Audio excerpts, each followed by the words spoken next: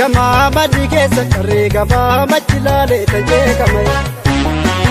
Waliin talaayyaa sabboontu sanyii namaa koo garaan seefna raafame.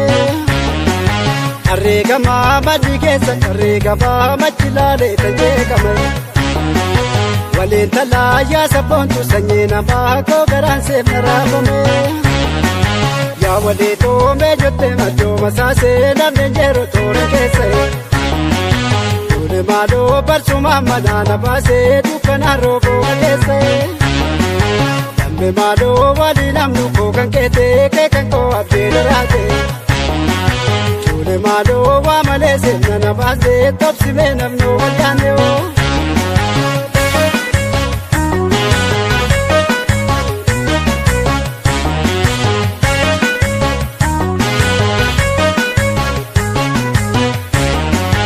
Arreegamaa badii keessa arreegamaa machilaalee tajeeqame. Waliin talaayyaa sabboontu sanyii namaa koo garaan seefna raafame. Arreegamaa badii keessa arreegamaa machilaalee tajeeqame.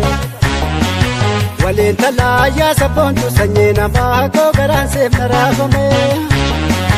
Tuule maaloo gadiin baatoo maana keessaa meeqii warraasee fedhee. Tuule maaloo makkaan godheenuuf jabeessaa mooftuuf garaa daddabeeyoo. Awwalee toomee jottee maddoo masaasee namni jeeroo toora keessa. Arrabshoolee barsuma manaana baasee dukkanaa rooboo maleessoo. Dambe maaloo walii namnu koo kan keetee kee kan koo abdee daraatee. Tuule maaloo waa maleessee nana baafnee tobsimee namnoo waldaanee. Tuule maaloo koo waleelee kan talaayee siifna dabsiisee balaa'oo. Arrabshoolee bareedduu nakee gubbaamii martuu mataa shoora baay'ee.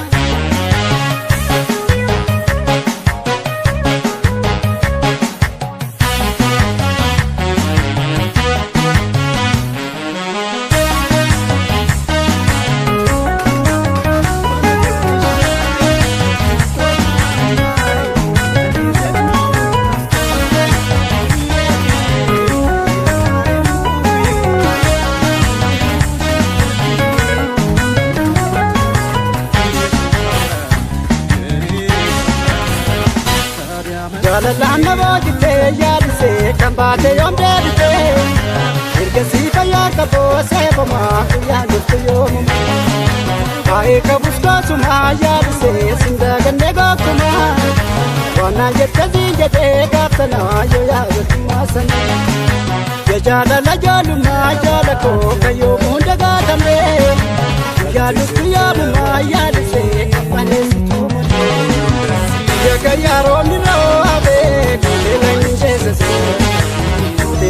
jeesasoo tumaafuu karreena dhaabee deekeena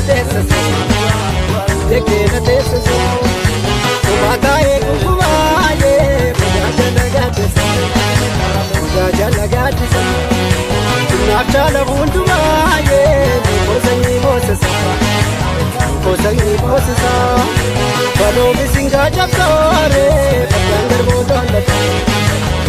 garbuu tollata akkan goodeesi obsooree koo garaan si foolata yoo kaleessa deemaniiyee yoo lallee gembee gawoo yoo kakee bareedaniiyee lafa garaa beegawoo.